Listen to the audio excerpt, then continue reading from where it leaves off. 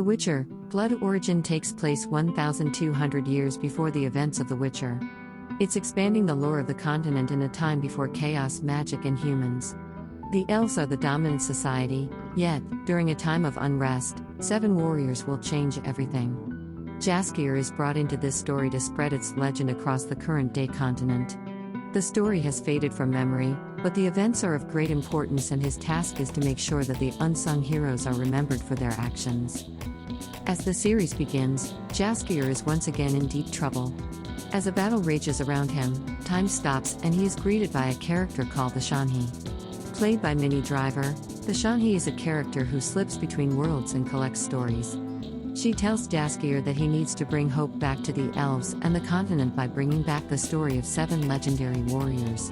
Jaskier's natural role is a storyteller. This also covers any exposition that may need to take place in Season 3 of The Witcher. Audiences will already understand more about the monoliths, the conjuncture of the spheres, and Witchers in general. It will make sense why Geralt, Yennefer, and Ciri also know more, because Jaskier can relay to them the story of the warriors. Jaskier can be the connective tissue that pulls the universe together. This tactic can also be used beyond just Blood Origin. The Shanhi can frequently visit Dandelion to help inspire the world and offer exposition through incredible stories. The doomed romance of Ayla, Fionn, and Merwin. Fionn Stoneheart, who belongs to the Dog Clan, is Princess Merwin's bodyguard. In addition to that, they are secretly in love with each other. But due to the class divide between Fionn and Merwin, they know that they can never marry and have a future. Yet they partake in carnal activities, which are discovered by other members of the clan, and Fionn is banished from Zintria for betraying his code.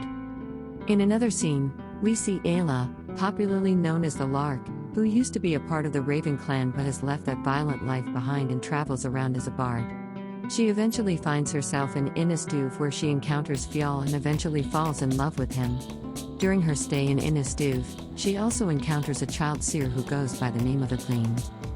Ithleen predicts that Ayla will be going out on a quest in the name of her clan, and it'll conclude with the merging of the worlds and the death of a beast by Ayla's blade.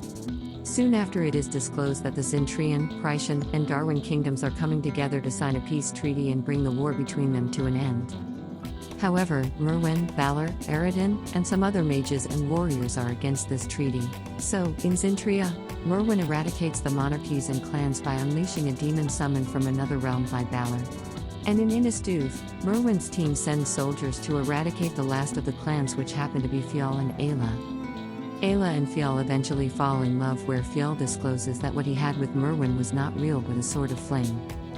The Quest of the Seven. From the moment Fionn and Ayla met in Innistuve, Fionn and Ayla ride out on their quest and fulfill the first part of Ithleen's prophecy. They gradually meet people along their journey and recruit them to join their quest. Eventually, the two become 7, which also fulfills another part of Ithleen's prophecy. The story of the monoliths and the conjuncture of the spheres. The monoliths were revealed to be ancient dwarven structures that were buried before the time of the elves to make the land fruitful again, as it seemed the land was barren then. These monoliths were then dug up by the elves and are being used to open gateways to another world. In the other world in which Balor goes, he sees a barren land that shatters the vision to conquer new worlds and bring prosperity to their world. Balor eventually makes a deal with a being in the barren world in order to get chaos magic. In so doing, Balor becomes the first mage to possess chaos magic. Balor eventually faces off with Sindril, who created the equation to unlock the monoliths in the first place.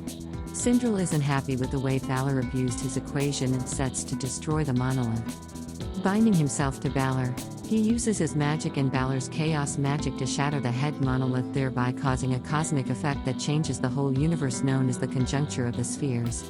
This was how the new world we saw in the original Witcher was created. This created a universe where humans, elves, and dwarves find themselves together. The story of the first Witcher. The Witcher, Blood Origins also saw the creation of a beast, which we would like to believe was the first attempt at creating a Witcher, even if it wasn't said at the time. This creation combined the heart of a beast in the body of a man, which then appears to have pale white skin, as we see Witchers have. After the creation of the beast, which happens to be Fionn, he then has sexual intercourse with Ayla, being that they were in love. After the final battle of the 7 and the beast is killed, Ayla is seen pregnant with a child that wouldn't just be an elf. He would be a child born of magic, elf, and a beast. This also explains why Witchers can use basic magic. How does Blood Origins affect the Witcher series? We see Merwin's protector who managed to use the monolith to travel through time appear in the first season of the original Witcher, which means there is more to tell in the third season of The Witcher. Also, we saw the barren world visited by Balor as the same world Geralt, Yennefer, and Ciri visited briefly during their final battle in Season 2. Also, the man in the mask riding towards Geralt, Yennefer, and Ciri in the barren world appears to have been Eredin, who was commander of the armies in Merwin's time.